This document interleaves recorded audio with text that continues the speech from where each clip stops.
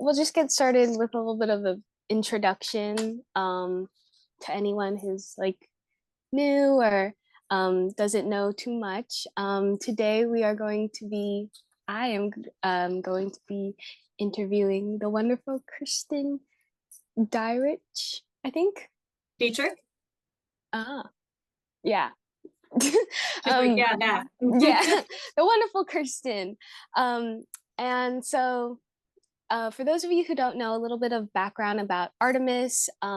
Artemis GBA is a resource for girls who are trying to find their future career with a focus in business. However, even if you aren't super interested in business or don't really know what you want to do, this is really useful because you'll still learn some really important life skills like the ones you'll hopefully take away from this meeting today.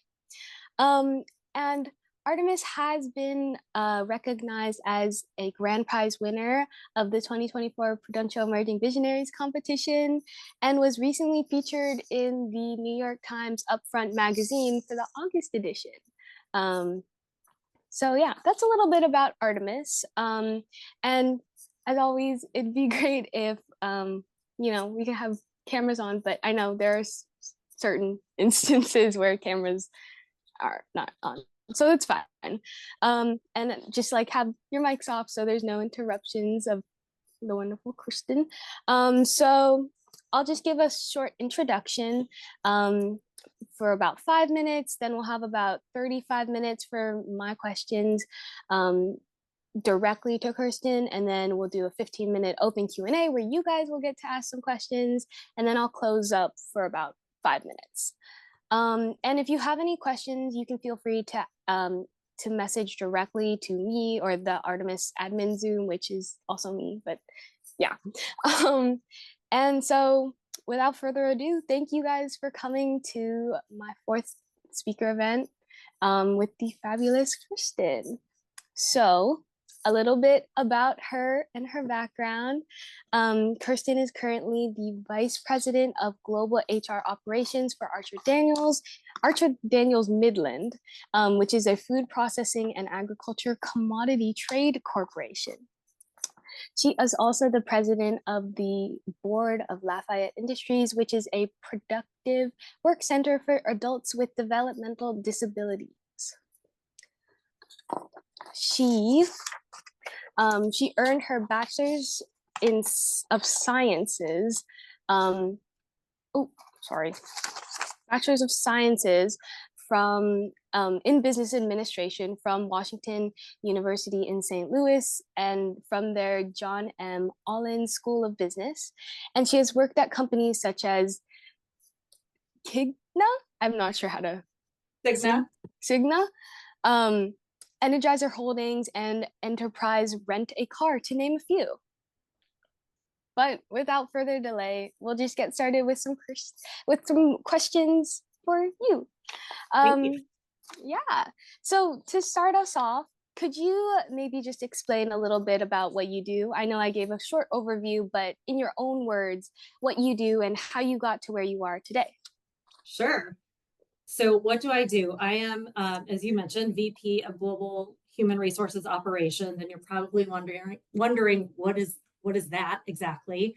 So I lead a team that is responsible for the HR technology in our company, as well as the HR operation. So think of the team of people within an organization that is helping with running payroll for your paycheck, who is making sure that you have everything you need as a colleague, that they understand all of the policies that we have in the organization, and can help you with answering any of your questions. Also, if you're having challenges, call it employee relations related, where maybe you're having trouble with your boss or having trouble with a coworker, and you need help and advice and support to resolve some of that, my teams are involved in those areas as well. There's a pretty large component of my job that involves compliance on a pretty significant scale, because when you're in human resources, your job is to make sure that we're following all the laws that are that govern employment of people.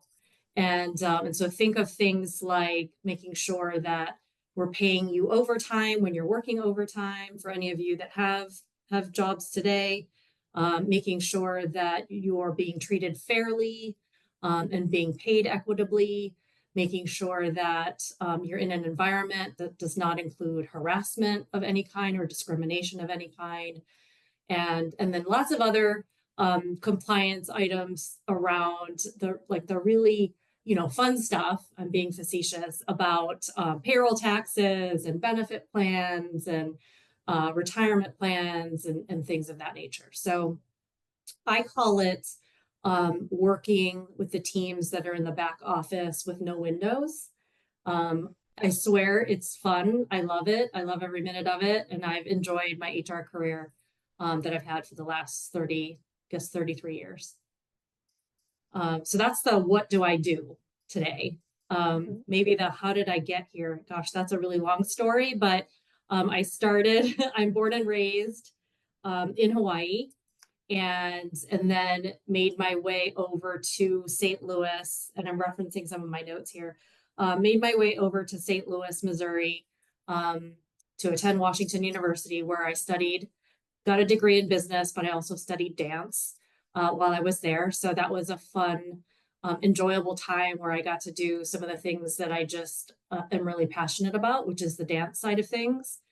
And then in some theater, but then also really studying the world of business and all the different facets of it. And from there, got married to my husband, Doug, who's from St. Louis. I have two boys. They are 25 and 21. So out of the house, empty nesters. I don't know, some of your parents might be getting ready to be empty nesters themselves. Hopefully Karsha is not tearing up right now. And yeah, I started my career. As you saw on the page, the different companies I've worked for, they've varied greatly, from small privately held companies to large publicly traded companies with shareholders, global companies to US domestic, technology to consumer products. So it's been a really fun and enjoyable career, frankly, learning about how business is run in all of these different kinds of environments. I'll pause there and see what other questions I can answer or anything else I can clarify. Yeah, that was a great introduction to who you are. Yeah. And so I think in my poster, I mentioned that we're going to be talking about a lot of things, but one of which is the female sort of imposter syndrome that we experience at like at all stages of our life, really. And with that comes a lot of mistakes that can happen, especially when applying to jobs or accepting offers. So my question for you is, what are some of the biggest mistakes that you've seen people, or specifically young women, Yeah. make when they're trying to get a job or negotiate with salary? And how can we combat that so we don't make those mistakes? Okay, so I'll take the first part. I would say that we underestimate ourselves, our capabilities, and our value. That I see that very regularly. I've done it myself my whole career. I think I was 45 before I ever actually asked for a promotion. And I remember thinking after I received the promotion a few months later, gosh, really, it was that easy? I should have been doing this all along. And so, I don't want to generalize and say we're all females are this way, but it's important to catch that in your own thinking, to say, as you're looking at a job description, for example, and you're wondering if you qualify. I know that I tend to look at the qualifications and say, gosh, there are 10 things on this list. One of these I may have not done as much as the others, so I don't qualify. I'm just not going to apply. We count ourselves out sometimes before we're ever even considered, right? And then in the negotiation stage, I've often felt just I should feel grateful to have the job, and whatever they give me, I should be very grateful for because they're going to pay me what I'm worth. And I made the mistake of making that assumption, right? That what they're paying me is that they're going to think about all the things I know about myself and pay me what I'm worth. And so I think that we have to really combat that. And it's really just in our minds, right? We sometimes want to be pleasers, we're overachievers, we want to not ruffle feathers by maybe asking for more, when in reality all they could do is just say, no, I'm sorry, we're not going to be able to do that, and then you move on, right? Somehow I think I was certainly afraid of the conflict that it might feel like I brought on by asking for more or advocating for myself. And I've learned over time that no one's going to advocate for you more than yourself. And you have to be really clear about what you want. So how do you combat that? I think you can combat that by pumping each other up. So I would say to everyone on this call, you are here to be each other's cheerleader. So I'm gonna harken back to my cheerleading days. You are here. I'm 53 years old. And I have friends who are about my age, and I still hear them question, well, I don't know, I don't feel comfortable asking for that much more money, or do you really think that I would qualify for that job? I still hear it. And we've been working for 35 years almost, right? So it's making sure that you're always positively supporting your peers, your friends and your peers. I would say always understand your leverage in the situation, whether it's in a negotiation for a car, you're buying a car, whether it's negotiation in landing a job offer, whether it's just in your interactions with people and in situations, really understanding, okay, right, I'm showing up, I have all of these talents and skills and experiences, I'm a very good candidate, and I already have a job, so I don't need this job, but they're coming to me asking me if I'm interested in applying. Well, I have the leverage, right? So always thinking about where you are, what leverage you have in any situation. Sometimes you don't have the leverage, but leverage can come in many forms. So I would say that's really important. Play a lot of Monopoly with your friends and family members, or other strategy types of games where you're having to take a posture of some kind, to make sure that your counterpart understands that you're serious, right? Network like crazy, because the more you network, the more people you will potentially know in any of your industries, and the more you can learn from them about, tell me about this job. What do you know what this job pays? The more you can grow that network and learn about the jobs that you might want to obtain someday, about definitely make friends with human resources people, because we have sort of the inside scoop of these types of things. You can never have too many HR friends, and they're helpful. They're helpful because we know what it's like on the inside. We are the people on the inside negotiating with you who are applying for jobs.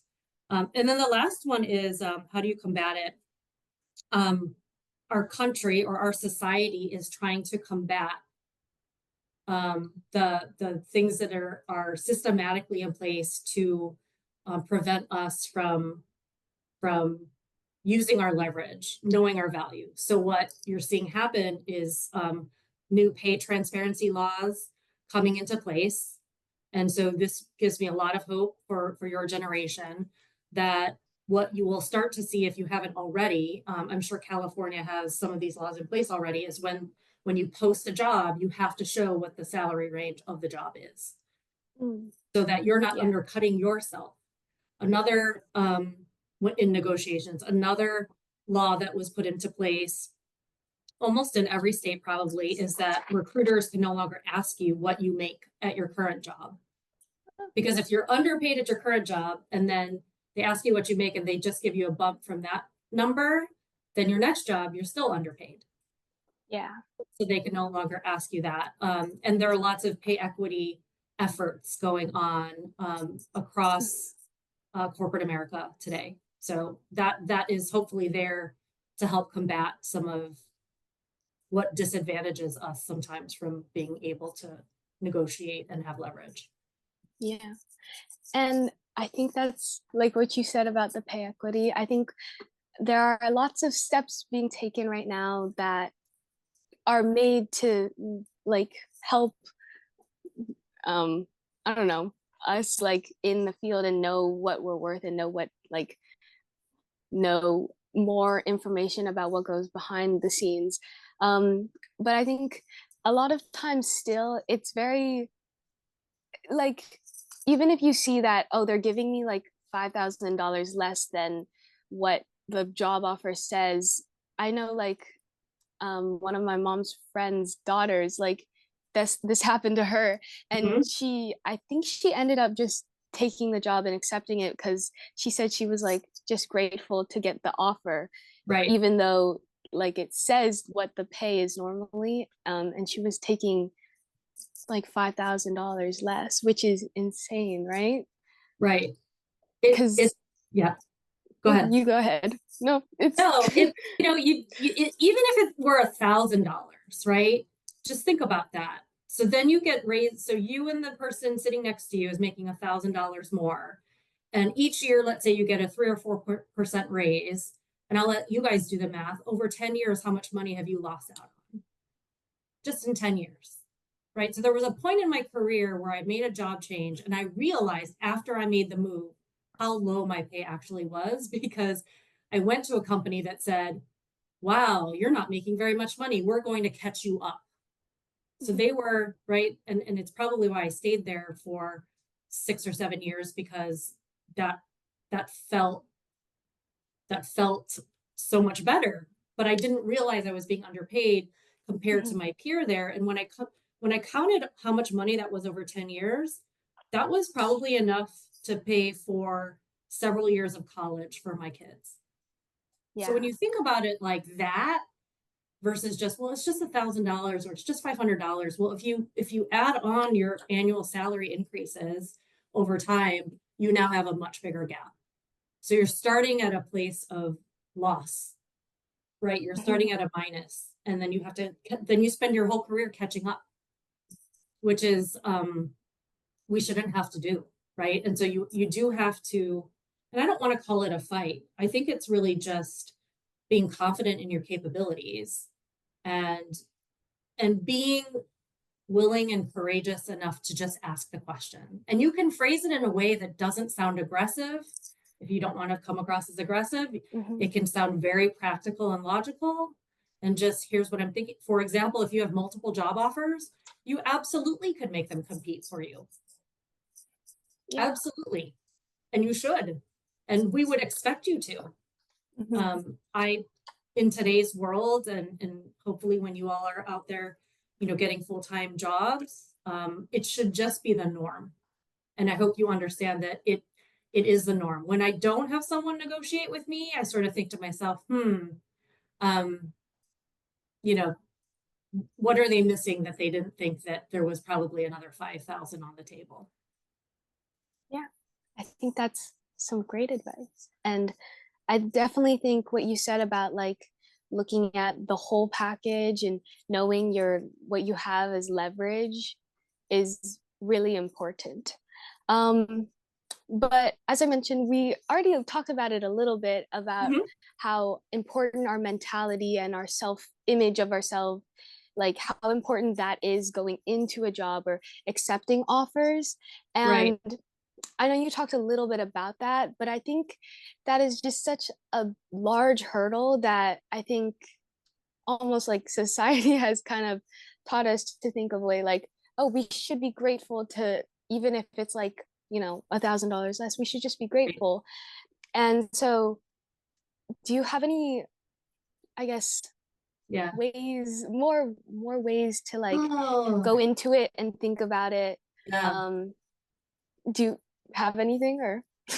I mean, nothing, nothing um too insightful other than because I thought on that one a little bit of like, Yeah, it took me 53 years to get to yeah, this level setting for myself. But I do think that, and I ask myself like, so maybe I'll just talk through my journey and like yeah, how I yeah. processed it over time. So now I look back and I say, okay, and I'm going to assume that everyone on this call is probably pretty ambitious, probably good students, probably doing all these extracurricular activities because you all are amazing. And and so I look back at high school and I went to what I would say is, academically competitive high school. So that was my world. And sometimes when you go from that to then a competitive college, which I'm just going to share, I got in off the wait list to Washington University. So let's just say I came in at the bottom of the barrel, probably.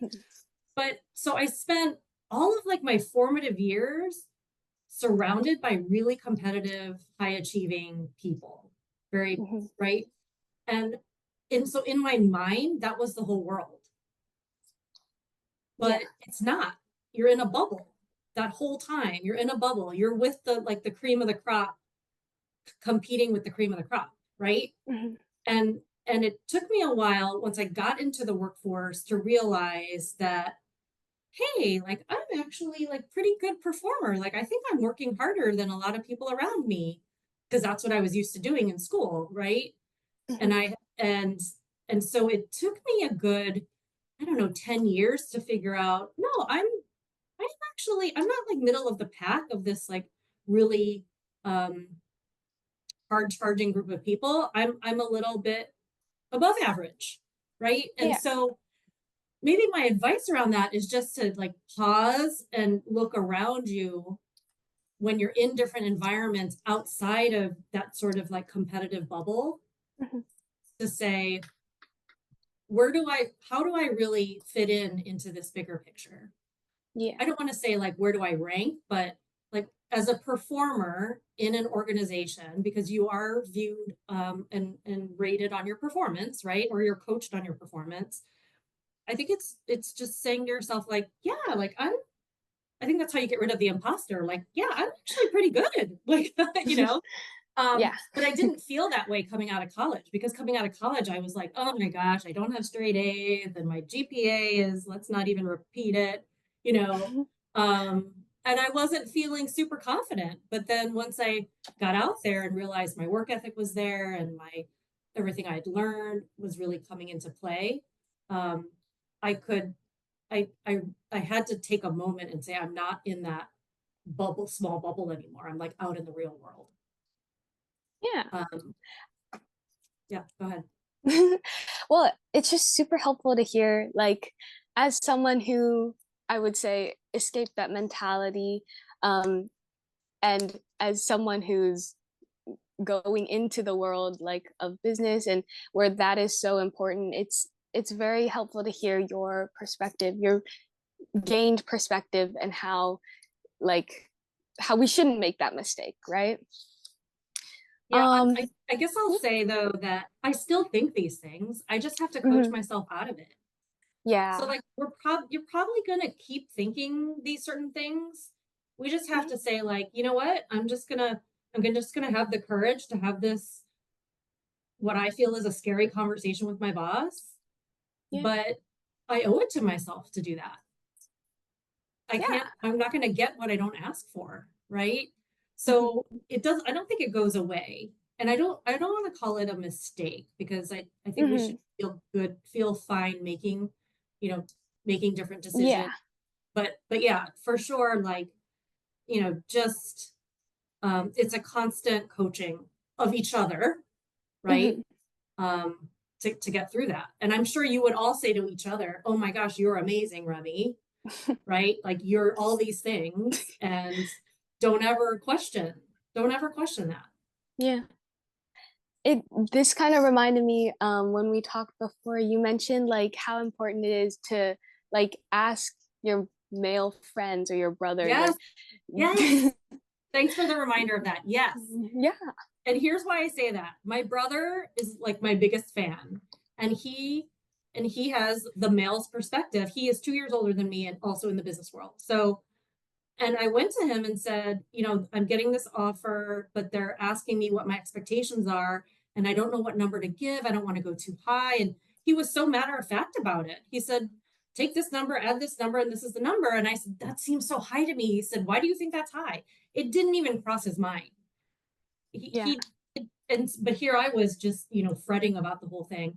And then I talked to my so I learned from him like what to care about and what to just let go Mhm. in some of these conversations and negotiations. But also I have two boys, and they're at the ages where the oldest is in full-time employment, the youngest is in an internship, and they have no problem negotiating. They think Mhm. they are amazing. And Yeah. and it just blows my mind. It really does. I'm like, wow, like how did I mean, so there's something, right? There's something in the gender difference that's there that it doesn't they just believe they're going to be successful, they're confident. They have no problem saying I have multiple offers. Can you go up $1,000? And they're told no, and they just, go, okay, no problem. And they move on. They don't think about it for 1 second. Yeah. It's insane how different the mentality is. Yes. Um, and we can learn something maybe from that. I I think so. I think, and they can learn from us, right? Yeah. Um, because they have sisters, and like I'm sure you all have siblings, and so it is. Um, it's it's taking on a little bit of their persona. I'm told at times that I have a decent amount of male energy, um, and I say, you know what? I just take that as a compliment. And I try to put myself in my brother's shoes, right? Yeah. Yeah, I think that's some great advice. It's it's so different like imagining I don't know, it's just the mentality. I'm back to the mentality where it's like it's just like knowing your value, I think is a right. giant takeaway. Which, Um we all grow into that. We all grow into understanding yeah. ourselves. I'm still figuring myself out, right? So you grow into that, Mhm, but just know that your value is at a minimum the same as the person next to you, male or female. mhm, And and if you're talking compensation value, it may be higher than those folks. We just should never underestimate or lower our value, right? yeah. Yeah. And I think it's so important to I guess start like early on like negotiating because it gets more comfortable, right? The more that you like ask for what you want, hopefully it'll get more comfortable as you go on. But if you never start down that path, you'll never like, you know, start feeling more comfortable asking and knowing how Right. what you're worth and knowing what leverage you have. Right. And there are times that like if they say what are your salary expectations? And Yeah. it's difficult if it's like your first job or you don't know enough, you don't have the inside information. I Yeah. use I use phrases like I'm looking to be paid fairly Hmm. based on the experience and talents that I bring. Hmm. So you're not telling them, Interesting. give me $60,000. You're saying, I expect you to go back into your compensation machine and find what is fair to someone with my qualifications and my, badassness, basically. Right. Yeah. Yeah. And you're kind of putting the onus on them to make sure that they're treating you right. And I think it's giving them notice, like I'm expecting you to pay me fairly. And here's all the things I bring with me. And Yeah. I'm going to talk to you about all the things I've learned and all the things I'm capable of, and Hmm. I'm proud of that, and I'm confident Yeah. in that. Yeah. And it's definitely like a finesse of how you say it as well. Yes. Because like I always worry, like I don't want to say this to be greedy. I don't want them to think of me like poorly when I would say something like that. But I don't know. It's just like you said that HR people like look for that. Like you question why aren't they negotiating, right?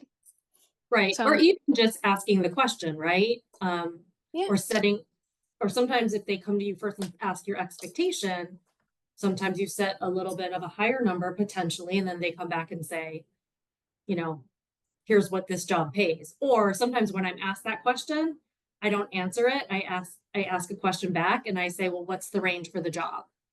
And if they tell me the range for the job, then I say, okay, well then knowing the range for your job, I would put myself in the whatever category, right? If you're entry level, if you've been doing Mhm. that kind of work for a while, if you're like an expert in it, then you kind of figure out, well, where would you fall?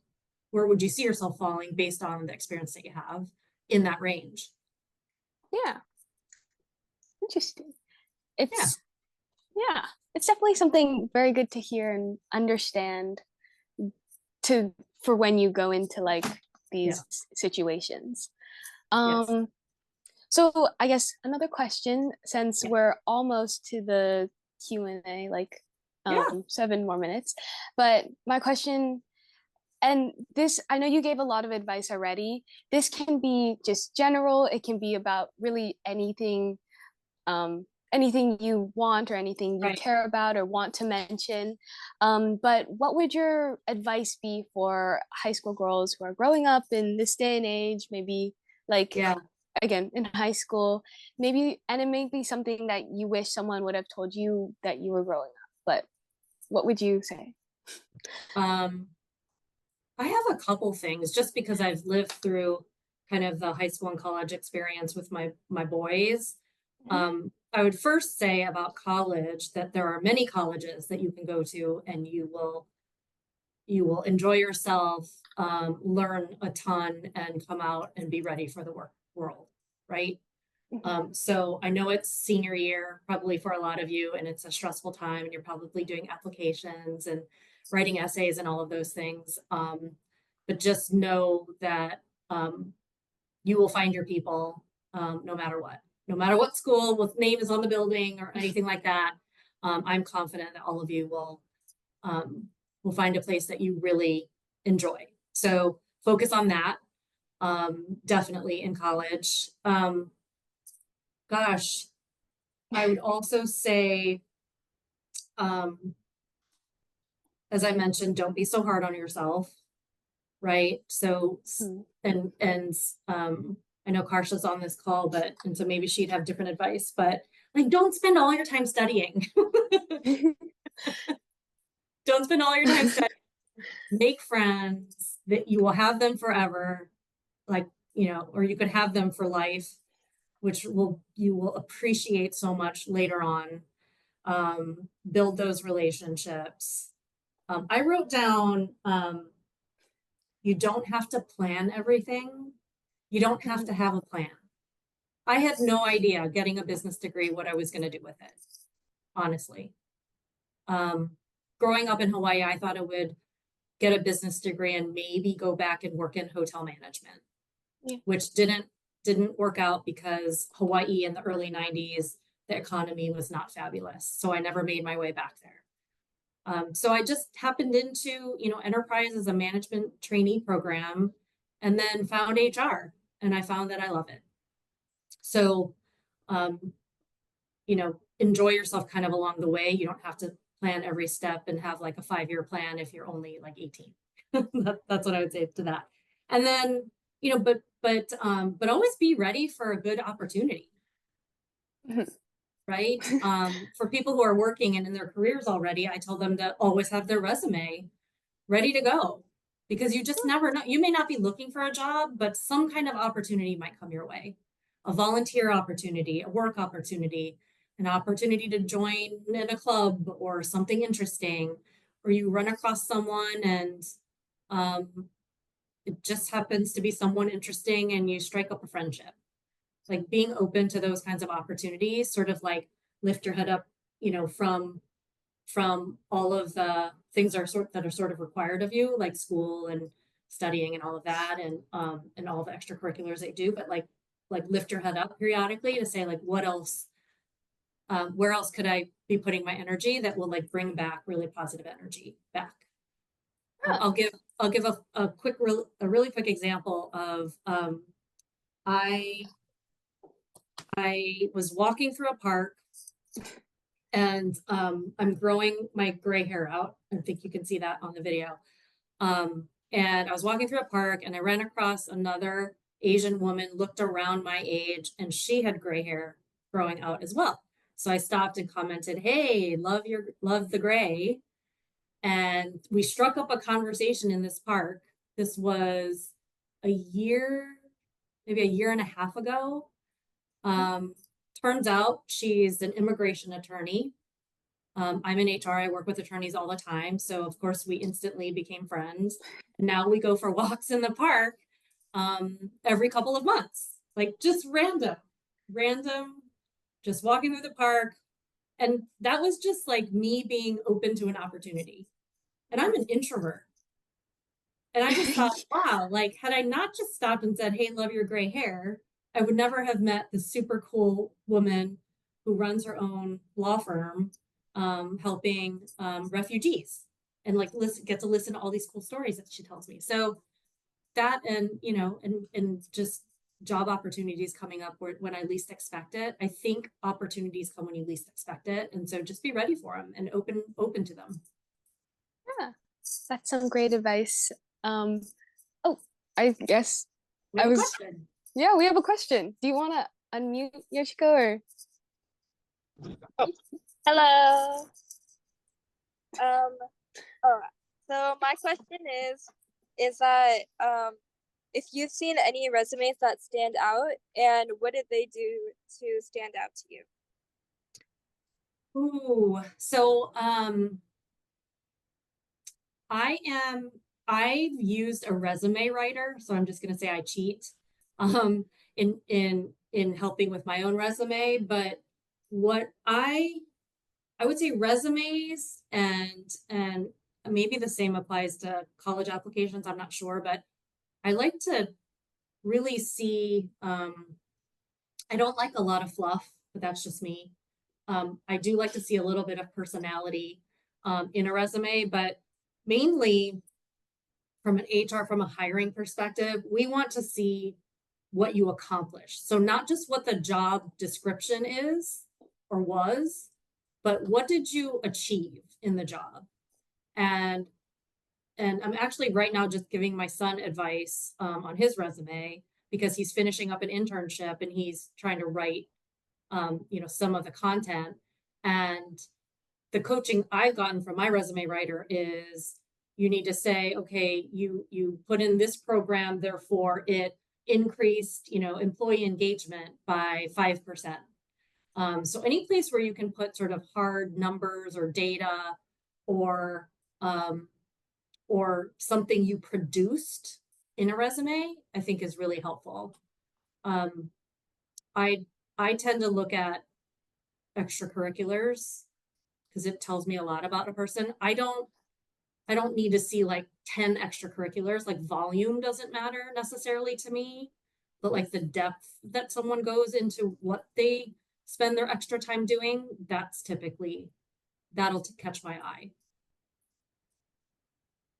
Oh, thank you. That was You're a very welcome. good answer. So next, I think Taylor has a question. She typed it to me in the chat. Okay.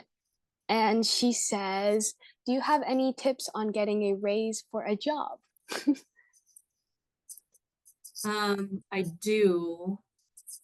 It kind of depends on the situation, but so let's say it's, raises usually come once a year, right? If you're working sort of in the corporate America world, or maybe even in the nonprofit world, you would typically, if you get a raise, you would get a raise once a year. And the way that it works sort of behind the scenes is we determine a budget pool, call it 3 or 4%, depending on what sort of the other companies are doing. We all sort of benchmark against ourselves and we say, okay, let's say it's going to be 3 or 4%. And then managers are given their 3 or 4% for the people that report to them. And they have to figure out how to reward every member of the team. And what we do is we look at all of those employees and say, okay, where are you in this salary range? Where do you fall? So if it's $20 an hour to 25, and this person's a really high performer and they're amazing at their job and they come with experience, they might be at like $24 an hour, let's say. I'm just using an hourly example. And so that manager might say, oh, you're kind of already at the top end.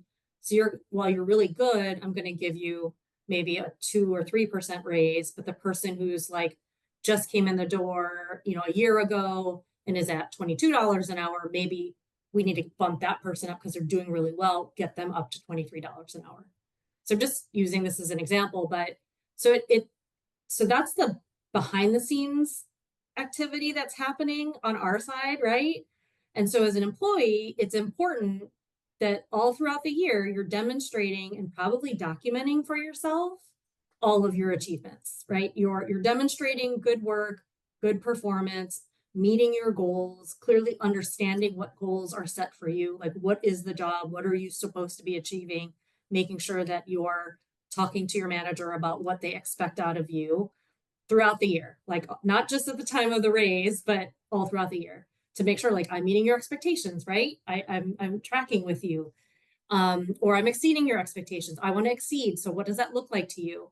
And you want to make sure you're having those conversations. So at the point at which the raise actually happens, it's already informed by all of those conversations. And you've already documented everything that you've accomplished to show I deserve like the highest raise you're going to give, 5%, 6%, whatever. If you're in the middle of the year and you're just feeling like, you know what, I'm really working really hard and I don't think I'm getting paid enough and I feel like maybe I deserve something more. That conversation's a little more delicate if you don't, because it's outside of the regular, call it cycle. And you have to, again, have some kind of leverage, right? So it might be, hey, I see that I'm your best performer here. And I know that, and maybe you know this, I know that you're bringing so-and-so in at exactly the same rate that I'm at, but I'm better than that person because I've been here for 6 months or whatever it might be. Would you consider, or I'd like you to consider, whatever position you want to take, reviewing my salary or reviewing my pay. I think I've earned more than what I'm getting. So I would really appreciate it if you could review where my pay is right now. That feels different than I deserve a raise, which could put most managers kind of on their heels, right? Yeah. Was that helpful, Taylor? She said in the chat. Oh, okay. Thank you so much. I know it's super long-winded. But I want you guys to understand like what's happening behind the scenes. And so how your words sort of land with people based on what, and remember, they have to work within budgets and that type of thing. But yeah, okay, Taylor gets it. And we didn't really do like a formal segue into the open Q&A, but so for anyone who's new, you can just raise your hand if you want to speak out loud or put your question in the chat or directly message it to me if you want to ask any questions. And so, I don't know, I guess right now, while we're waiting for everyone, because it was a little bit of a choppy transition, can you tell us a little bit about your dream job and what you want to be when you grow up, I guess? So I'll first say that I am doing a job that I really enjoy. Is it stressful? Yes. Do I sometimes work too much? Probably. but I love it. Like, I love what I do. I love human resources. And I know that we don't have time today to talk too much more about HR, so you can definitely Google it, or chat GPT it. And, but my teachers were, or my teachers, my parents were teachers, school teachers. My brother is a teacher. My husband was a teacher. He's retired now. And they were all about like teaching and counseling kids and fairness um, and and helping people see the best in themselves. And I do feel like in HR, I can do that from the inside, right, of a corporation. So I want to go on the record that I love what I do, but my dream job. So growing up with two older brothers and a dad who eventually became an athletic director, I'm a huge sports fan. I grew up dancing. My parents never let me play sports. I mean, I'm not bitter about it, if you can tell, but I'm a super fan, right? I love football, basketball, soccer. My boys played soccer. My husband was an athlete in high school and college, and so my dream job is to take everything I've learned from all of my jobs up until I retire and go work for a sports team and really learn like the business of sports and entertainment, because I think that would be super duper fun. I know when you work for like a baseball team, you have to go to something like 70% of the games, which would be way too many for me because I don't even remember the number of baseball games there are in a season, but it's a lot. So I'm thinking maybe like football, professional football, basketball, or soccer would be my dream job. And it could be any job, like HR. It could just be in operations or just being anywhere near sort of the inner workings of how a sports team works. Olive has a question. She does? Oh, does she have her hand up? Hi. Oh. Okay, I don't know if you can hear me because Yes. I'm kind of in a building in an elevator and the internet's not too good. But you mentioned you're into sports. What are your favorite sports teams? And are any of them the Lakers? I'm not a Lakers fan. Is that cringy? I'm gonna log off this right now. I've been okay, so here's the deal. I grew up in Hawaii, so I feel like we could choose whatever teams we wanted to, right? So I'm actually like, okay, so I'll start with football. I'm a huge Dallas Cowboys fan, just because I thought the cheerleaders were super cool when I was a kid. And I they sort of like they were like trendsetters back then. So Dallas Cowboys football. I would say NBA. I've been a Golden State fan. Jason Tatum from Boston is from St. Louis, so I've followed them. But also, I think it's the Knicks that have a bunch of favorite players that I like. So I don't know that I have one specific NBA team, but I definitely have a football team. And then in college sports, my oldest son went to Villanova. So I'm a huge Villanova basketball fan. But I guess Olive must be a Lakers fan. I don't know how you figured that out, but those teams are pretty valid. So I'll accept it. Thank you. I feel so included now.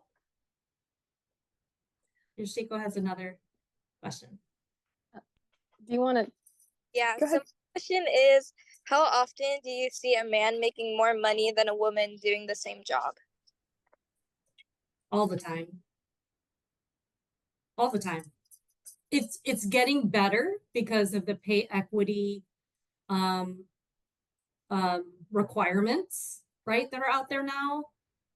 And unless you're in a union job, pay is always going to vary. So what you might have two people, very different backgrounds, one with more experience than the other, or one with more education than the other, or whatever the difference is, doing the same job. And unless you're in a teaching position or some kind of union job where the the pay is very structured, you're going to see differences in pay. What we try to make sure of is that there aren't what is the word? Statistically significant differences, right?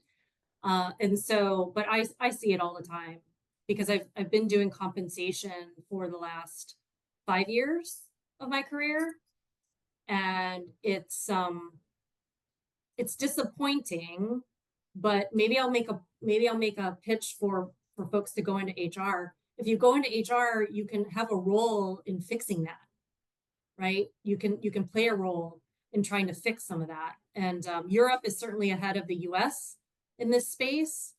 They have significant pay transparency laws coming through, or that have come through recently.